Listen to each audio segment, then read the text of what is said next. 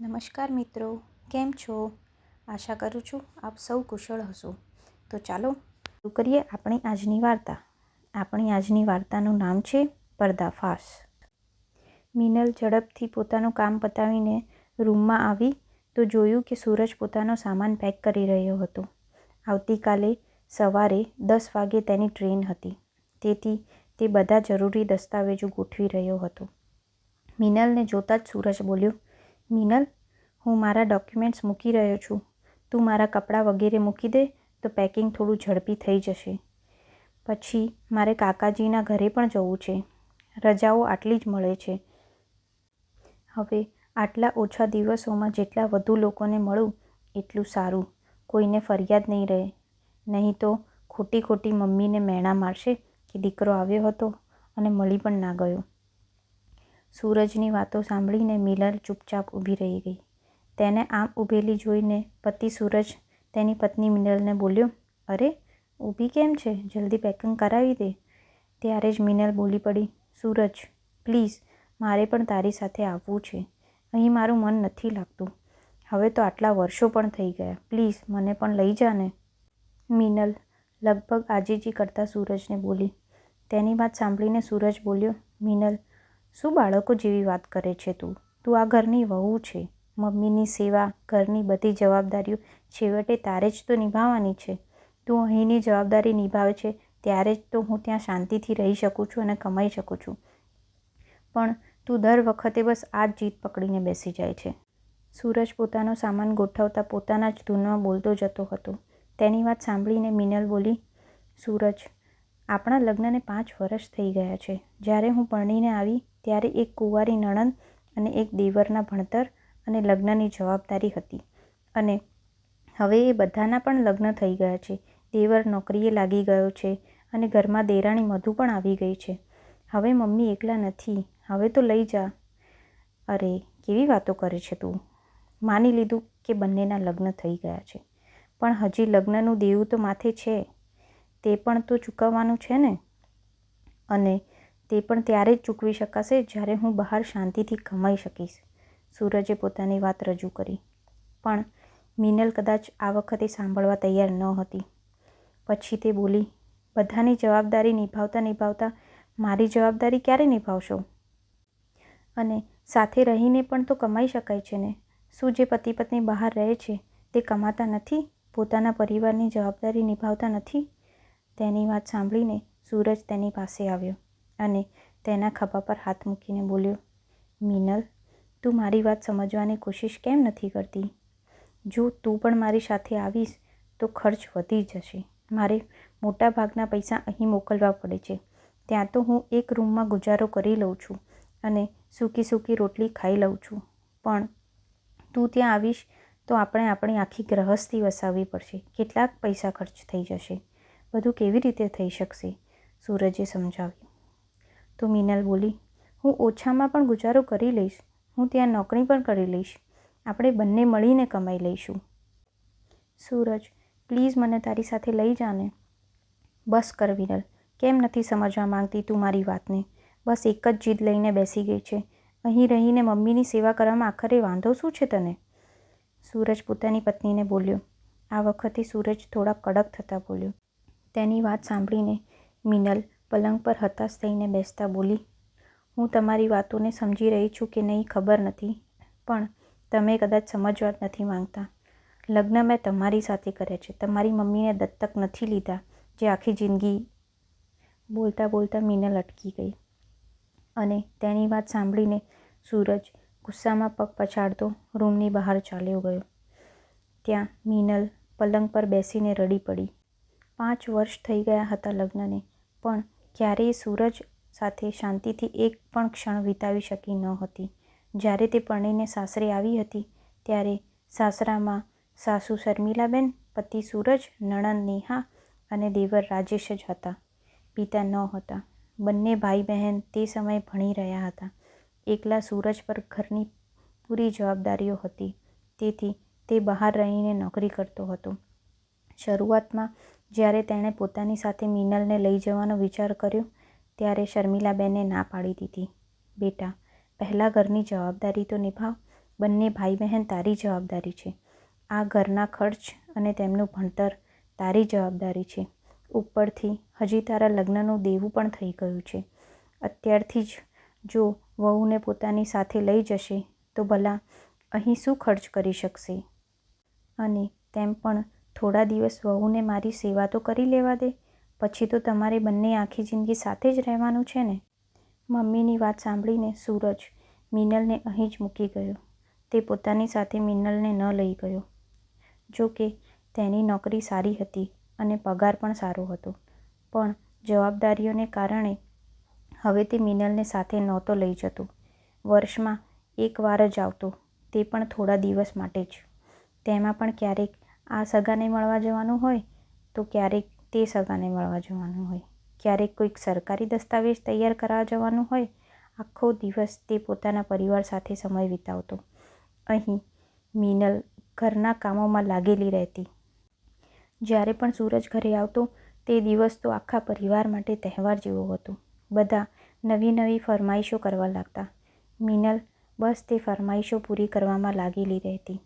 સૂરજ સાથે તો રાત્રે થોડીક જ ક્ષણો તેની થતી હતી. તેમાં પણ તે બંને એટલા થાકી જતા હતા કે પલંગ પર પડતા જ તેમને ઊંઘ આવી જતી હતી. આ જ કારણે આજ સુધી મિનલ મા પણ બની શકી ન હતી. પણ હવે લગ્નના 5 વર્ષ પછી દરેક જણ તેના મા ન બનવા બદલ મહેણા ટોણા મારવા લાગ્યા હતા. 8 મહિના પહેલાં દેવરાણી મધુ આવ્યા પછી તો સ્થિતિ વધુ ખરાબ થઈ ગઈ હતી. તેની સ્થિતિ તો ઘરમાં કામ કરનારી નોકરાણી જેવી થઈ ગઈ હતી. લગ્ન થયા પછી પણ દુઃખ તો તેને આ વાતનું વધુ હતું કે સાસુ શર્મિલાબેન ક્યારેય પાછળ નહોતા રહેતા. ઘરનું બધું કામ કરાવતા, સાથે મહેણા ટોણાનો વરસાદ પણ વરસાવતા. તેમના આ મહેણા ટોણા દિલને વીંધી નાખતા. પણ શર્મિલાબેન એવું પણ નહોતા વિચારતા કે તેમણે બાળકોને ક્યારે સાથે રહેવા દીધા જ નથી. મિનલે 1-2 વાર સૂરજને કહ્યું પણ ખરા, પણ સૂરજની આંખો પર તો પોતાની મમ્મીના વિશ્વાસની પટ્ટી બાંધેલી હતી. તે તો માનવા તૈયાર જ નહોતો કે મમ્મી આવી વાતો પણ બોલી શકે છે. તેને પોતાની મમ્મી પર પૂરો વિશ્વાસ હતો. આખરે સૂરજ તો કાકાજીના ઘરે જતો રહ્યો અને મિનલ પોતાના આંસુ લૂછીને રસોડામાં પાણીનો જગ ભરવા ગઈ. 2 જગ ભરીને એક જગ તો શર્મિલાબેનના રૂમમાં મૂકી આવી અને બીજો જગ પોતાના રૂમમાં લઈને આવી ગઈ અને ચૂપચાપ સૂરજનો સામાન પેક કરી દીધો. તે જવાના હતા પોતાની ડ્યુટી પર અને પલંગ પર જ સૂઈ ગઈ. સવારે જલ્દી પણ ઉઠવાનું હતું ને. દેરાણી પાસેથી તો કોઈ આશા હતી જ નહીં. તે તો કશું કરતી જ નહોતી. રાત્રે 11 વાગે સૂરજ ઘરે પાછો ફર્યો. સૂરજ પાસે ઘરની બીજી ચાવી હતી તો ઘણીવાર જ્યારે તે અહીં આવતો ત્યારે પોતાની પાસે જ રાખતો હતો. કારણ કે ઘણીવાર સગાના ઘરેથી આવવામાં રાત્રે મોડું થઈ જતું તો તેને કોઈને જગાડવું ન પડે. તેથી તેની પાસે પણ એક ચાવી હતી. તે બીજી ચાવીથી દરવાજો ખોલીને ઘરમાં આવ્યો તો જોયું તે સમયે તેની મમ્મી જાગતા હતા. તેમના રૂમની લાઇટ ચાલુ જોઈને સૂરજ તેમના રૂમ તરફ ગયો તો અંદરથી આવાજો આવી રહ્યા હતા. શર્મિલાબેનની સાથે મધુ અને રાજેશ પણ હતા. મધુ શર્મિલાબેનને સૂરજના રૂમની હાલચાલ સંભળાવી રહી હતી. મમ્મી, તમને ખબર છે આજે ભાઈ ભાભીના રૂમમાં જે અવાજો આવી રહ્યા હતા? કદાચ ભાભી ભાઈ સાથે જવા માટે જીદ કરી રહી હતી. ભાઈએ ના પાડી તો રડી રહી હતી. તેના રડવાના ધ્રુસકા અહીં સુધી મને સંભળાઈ રહ્યા હતા. શર્મિલાબેન મધુને જવાબ આપતા બોલ્યા, અરે જેટલી પણ જીદ કરી હોય એ કરી લેવા દે. મારો સૂરજ તેને લઈને નહીં જાય. છેવટે મેં સૂરજને એમ જ સમજાવી પટીને મારા વિશ્વાસ પર નથી રાખ્યો. આ મહારાણીને તો બસ છોડીને જવાની જ પડી છે. તેની વાત સાંભળીને રાજેશ બોલ્યો, મમ્મી પણ દેવું તો ચૂકવાઈ ગયું છે ને? શર્મિલાબેને કહ્યું, અરે ચૂપ થા, ધીમે બોલ. દેવું તો ચૂકવાઈ ગયું છે અને તે પણ મારી સમજદારીને કારણે. સૂરજના લગ્ન પહેલાં તે જે પણ પૈસા ઘરે મોકલતો હતો તેમાંથી મોટા ભાગના પૈસા તો હું જમા કરી લેતી હતી. આ કારણે દેવું એટલું થયું ન હતું. પણ આ વાતો મેં સૂરજને નથી જણાવી. જો આ વાતો મિનલને ખબર પડી ગઈ તો તે અહીંથી સૂરજ પાસે નહીં ચાલી જાય. પછી સૂરજ અહીં પૈસા મોકલવાનું બંધ કરી દેશે. અરે, સૂરજ જેટલા પૈસા મોકલે છે, હું વિચારી રહી છું કે તેમને ભેગા કરીને 3-4 વર્ષમાં એક 50 એકરનો પ્લોટ ખરીદી લો. પણ ભાભી તો, બોલતા બોલતા રાજેશ અટકી ગયો. અરે છોડ એ વાંજણીને તો, આમ જ રહેવા દે, આદત થઈ ગઈ છે તેને. અચાનક મિનલ માટે વાંજણી શબ્દ સાંભળીને જ સૂરજ તેના આગળ કંઈ સાંભળી શક્યો જ નહીં. મતલબ મિનલ ખોટી નહોતી કહેતી.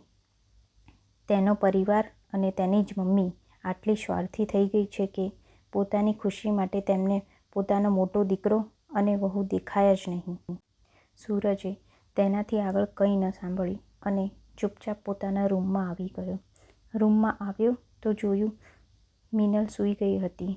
પણ આજે તે મિનલને બહુ ધ્યાનથી જોઈ રહ્યો હતો.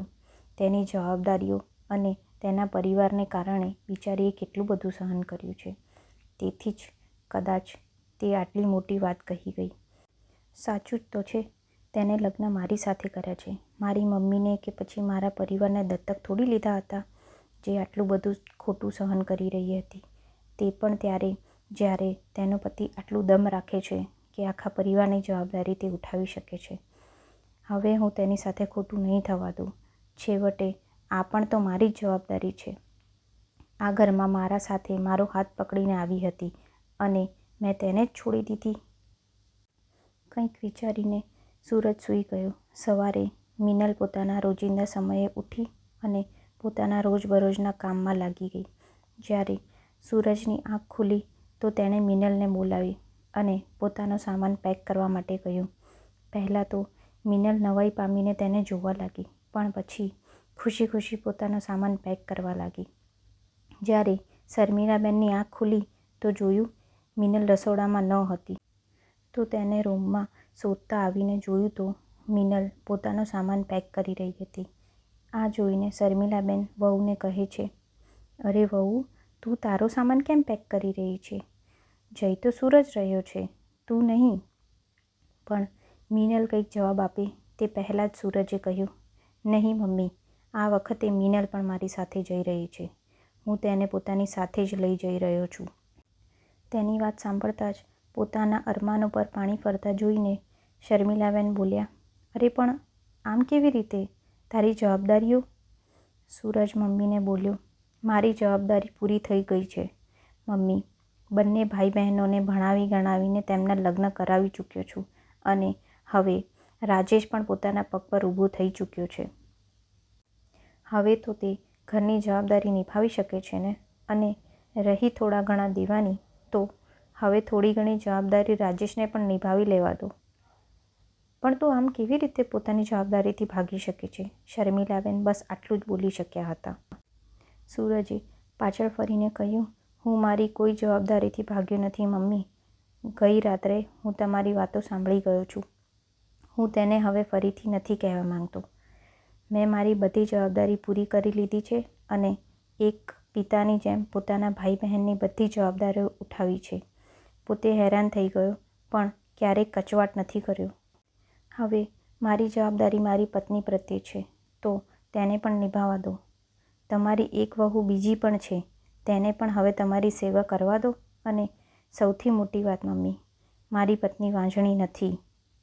પોતાની સચ્ચાઈ પોતાના દીકરાના મોઢેથી સાંભળીને શર્મિલાબેન કંઈ પણ બોલી શક્યા નહીં.